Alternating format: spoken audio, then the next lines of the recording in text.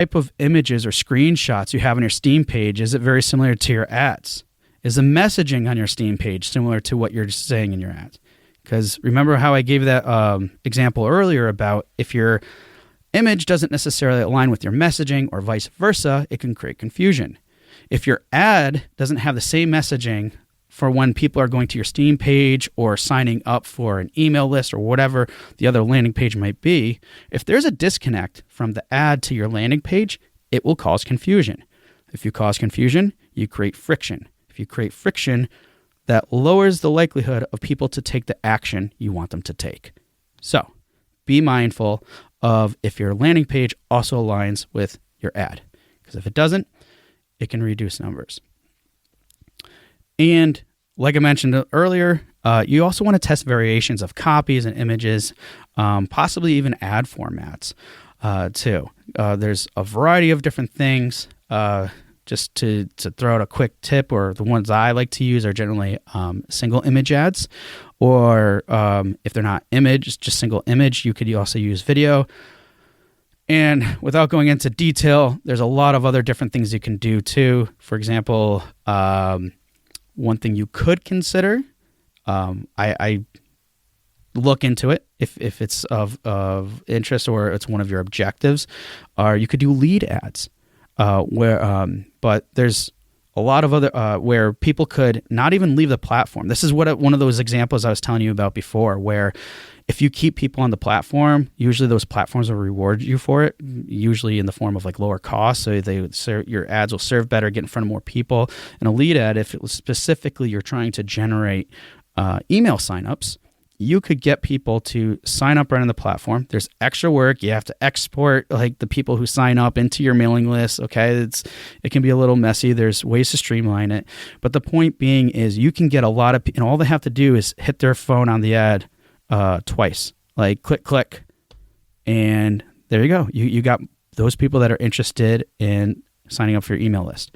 You want to probably incentivize them with a freebie or something, whatever. Again, different subject there. But the point being is there's cool ways that you can try out different ad formats that are still getting you what you're looking for, and even possibly getting you even greater results because you're being cognizant or mindful of the platform's objectives and also your own objectives. So those types of things are things you would want to consider in testing out.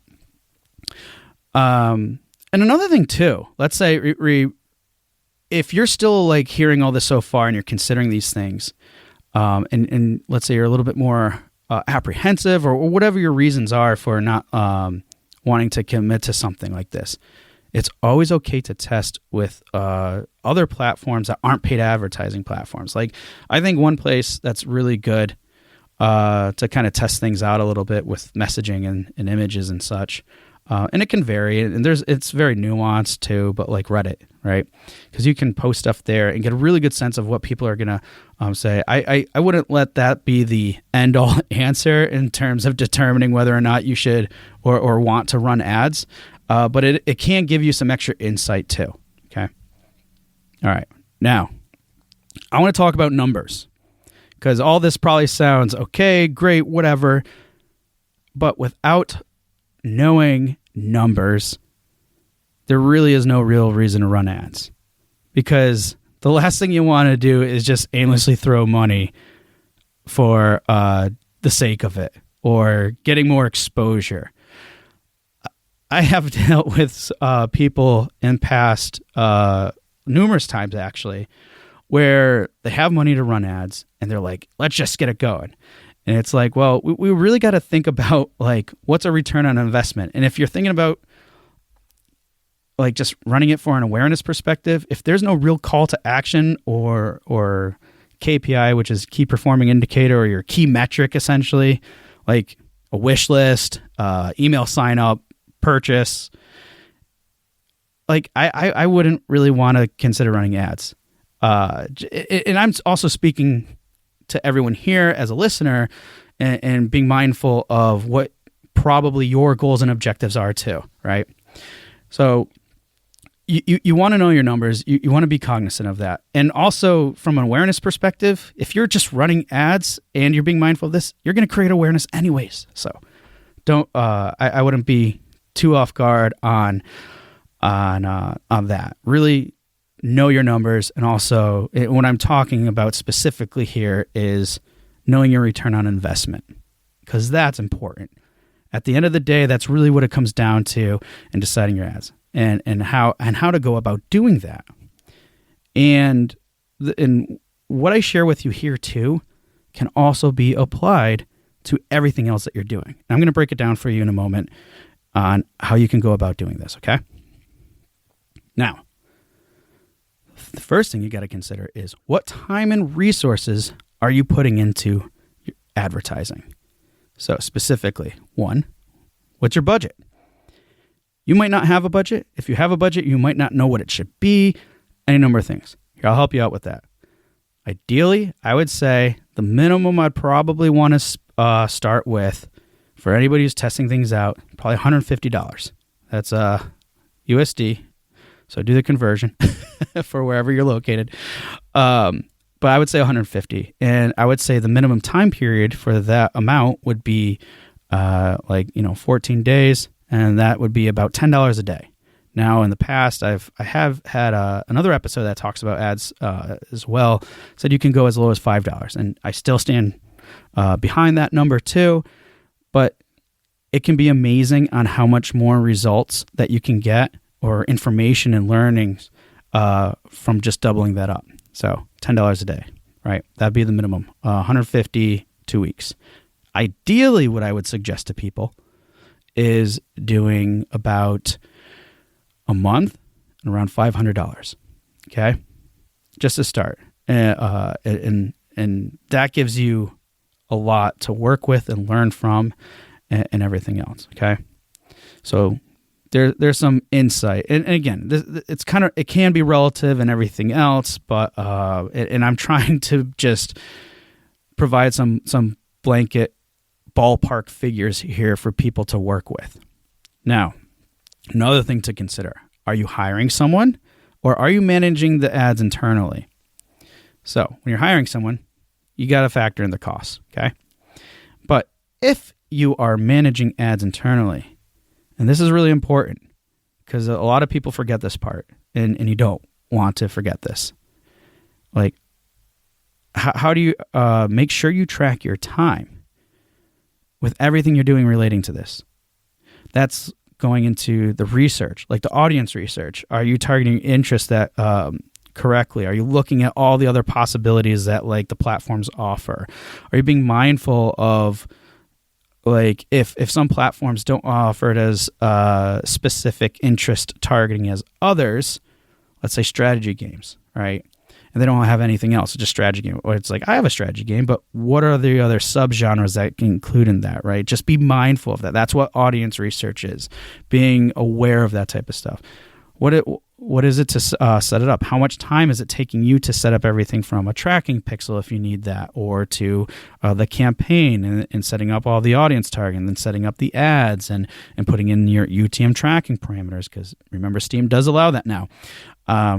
What time is associated with that? And the management, like when you're changing ads, when you're changing ad copy, when you're changing out, you're cycling it out, when you're like everything that you're doing with that, get an idea, especially with the setup, of what that time is, and also and calculate your whatever your rate is, or your team member's rate, and then take the hours and multiply by that rate.